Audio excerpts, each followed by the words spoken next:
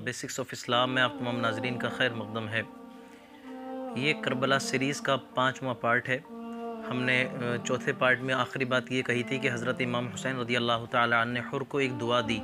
وہ دعا کیا تھی کہ انت حر فی الدنیا والآخرہ، کہ تم دنیا اور آخرت میں آزاد ہو۔ اب اس کے بعد جہاد کی ابتدا ہوتی ہے۔ تو جہاد کی ابتدا کس طرح ہوئی کہ حضرت حر کے لشکر امام میں داخل ہو جانے کے بعد جنگ کا آغاز ہو گیا۔ پہلے عربوں کے عام دستور کے مطابق تنہا جنگ شروع ہوئی۔ چنانچہ یزیدی فوج سے ابن جوزہ نکلا اور اس نے امام حسین کو مقابلے کے لیے للکارا، مگر اس سے پہلے کہ امام حسین کی طرف سے کوئی جواب ملتا، رضائے الہی سے اس کا گھوڑا بدک گیا اور ابن جوزہ اس کی پیٹھ سے لٹک گیا اور پالان کی رسیوں سے پھسل کر گھسیٹنے لگا۔ گھوڑا یزید کے لشکر کی طرف بھاگا، مگر وہاں پہنچتے پہنچتے میدان کربلا کا پہلا گستاخ دم توڑ چکا تھا۔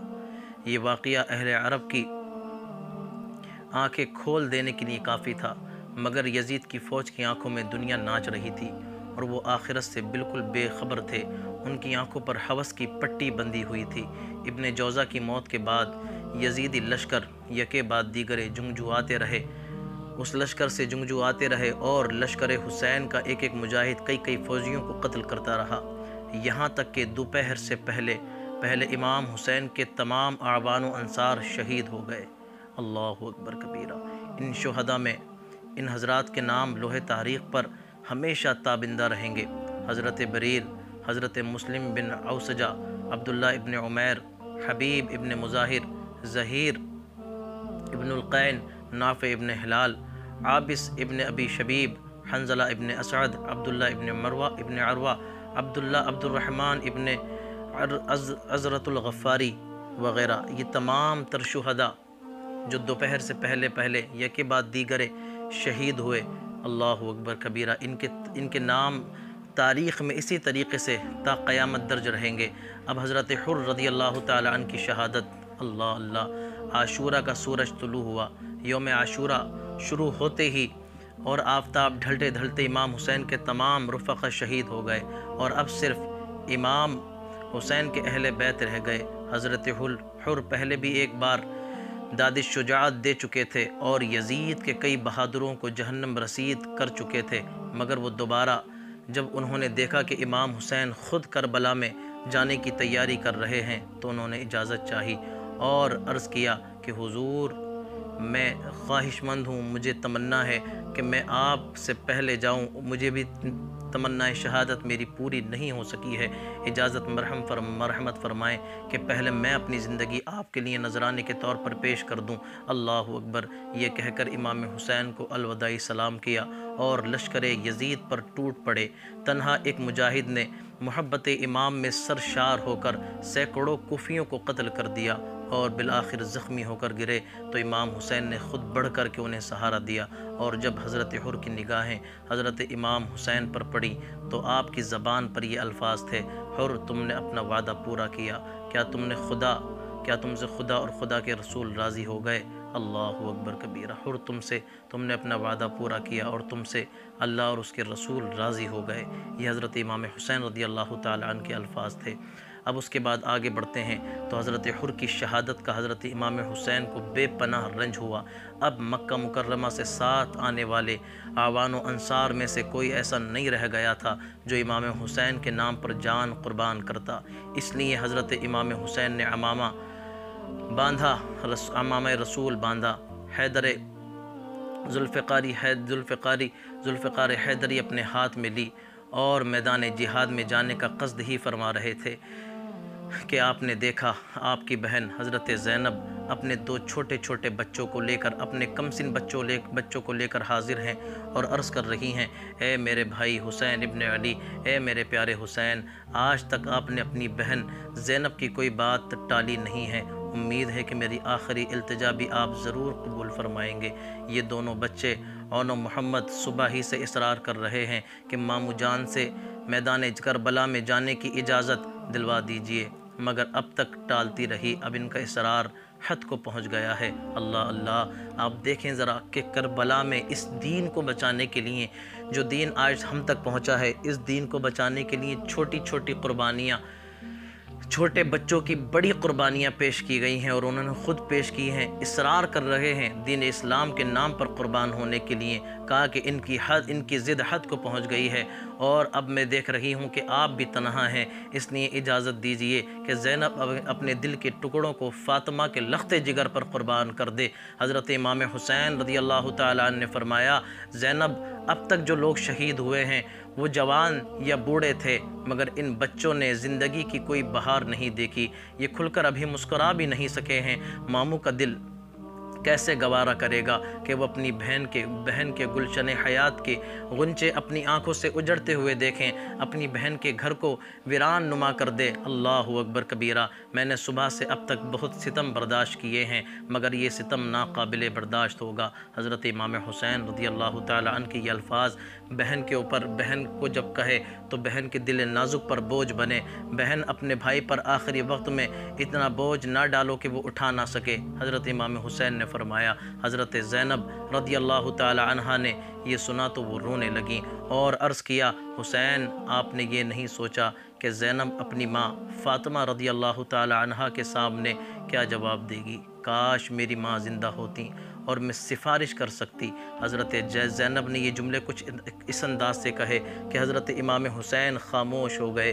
حضرت زینب نے امام کی خاموشی کو رضامندی پر محمول کرتے ہوئے اپنے بچوں کے سروں پر اپنے ہاتھوں سے عمامہ باندھا، تلوار ہاتھوں میں دی اور کہا کہ ہر ماں اپنے بچوں کے لیے سلامتی سے واپسی کی دعا کرتی ہے، مگر میری یہ دعا ہے کہ میرے بچے گلشن مصطفیٰ کی آبیاری کریں، اس گلشن کے پھول بن جائیں اور درجہ شہادت پر فائز ہوں۔ میں اپنے بچوں کے لیے شہادت کی دعا کرتی ہوں تاکہ میں اپنی ماں سے کہہ سکوں کہ کربلا میں اپنی ماں سے کہہ سکوں کہ کربلا میں گئی تھی بھری ہوئی گود لے کر اور آئی ہوں خالی دامن لے کر۔ ماں، میں نے اپنا وعدہ پورا کر دیا ہے، ماں میں نے تیرے لخت جگر حسین کو اکیلا نہیں چھوڑا۔ حضرت زینب رضی اللہ تعالی عنہا کے دونوں شہزادے میدان کربلا میں داخل ہوئے تو زمین لرز گئی۔ شیر خدا کے نواسے جس طرف بڑھتے شان حیدری دکھاتے، یزیدی فوج پوری قوت سے حملہ آور تھی، مگر دو بچوں نے میدان کا نقشہ بدل دیا۔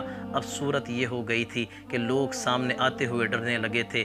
جب جنگ کرتے ہوئے 2 گھنٹے گزر گئے، بازو شل ہو گئے، جسم زخموں سے چور چور ہو گئے، توانائی جواب دے گئی تو افواج یزید کی فوج نے محسوس کر لیا اور ایک بارگی حملہ کیا۔ ایک ہی دفعہ میں ایسا حملہ کیا کہ بچے زخمی ہو کر گرے اور مامو جان اٹھائیے کی آواز آئی۔ امام حسین میدان کی طرف دوڑے اور حضرت زینب رضی اللہ تعالی عنہا کے شہید بچوں کی لاشیں لا کر خیمے کے سامنے رکھ دیں۔ خیمے میں خوراک کو حرام مچ گیا۔ زینب کبریٰ نے بچوں کی لاشیں دیکھ کر اللہ اللہ تیمم فرمایا اور سجدہ شکر ادا فرمایا اور نگاہیں آسمان کی طرف اٹھا کر عرض کیا، اے اللہ، تیرا شکر ہے کہ تو نے زینب کی قربانی کو قبول کر لیا۔ اللہ، میدان کربلا نے وہ تاریخ رقم کی ہے کہ زمانے کے اندر جس جگہ پر صبر کرنا مشکل تھا، وہاں پر شکرانے کی آوازیں بلند ہو رہی تھی۔ چھوٹے چھوٹوں کے بچوں کی شہادت پر آج جہاں ماؤں کے کلیجے پھٹ جاتے ہیں، اگر بچے کی انگلی پر زخم لگ جائے، وہاں پر حضرت زینب اپنے بچوں کی شہادت پر شکر خدا ادا کر رہی تھی۔ وجہ کیا تھی کہ دین اسلام کے نام پر قربان ہوئے تھے، اور یہ دین قیامت تک، اللہ پاک کی قسم، ان بچوں اور امام حسین رضی اللہ تعالیٰ عنہ کی شہادت کا صدقہ ہے۔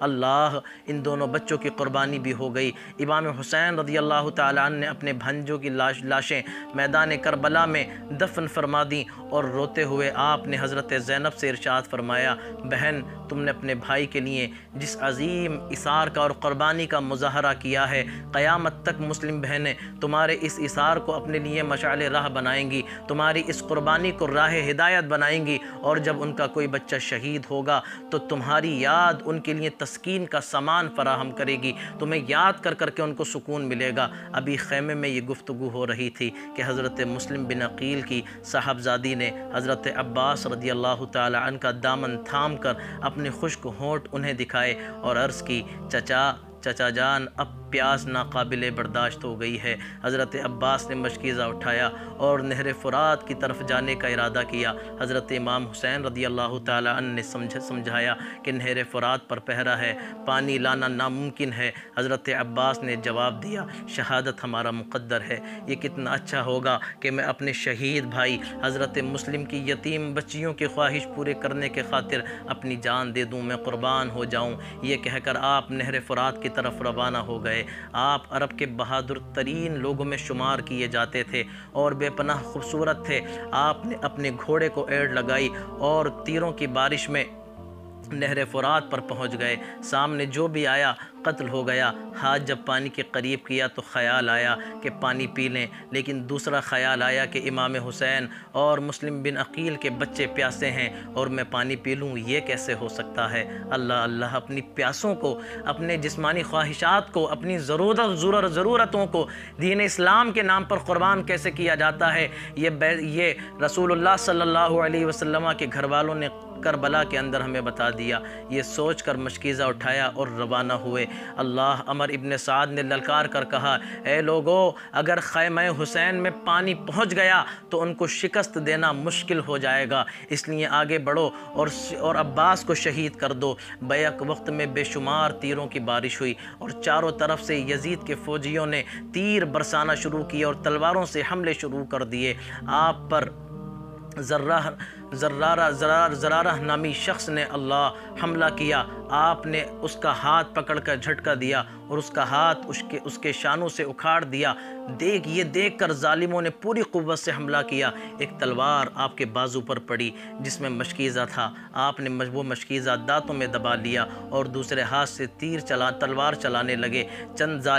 چند ظالموں نے مشکیزے کو تیروں سے چھلنی کر دیا، یہاں تک کہ اس میں ایک قطرہ پانی نہ بچا۔ یہ دیکھ کر آپ نے مشکیزہ پھینک دیا، مگر بازو کے کٹ جانے کے بعد ایک ہاتھ سے بہت دیر تک مدافعت ناممکن تھی، اس لیے زخمی ہو کر گر گئے اور حضرت عباس بھی شہید ہو گئے۔ اللہ اللہ، حضرت عباس کی شہادت اس نے کربلا کو لرزا دیا۔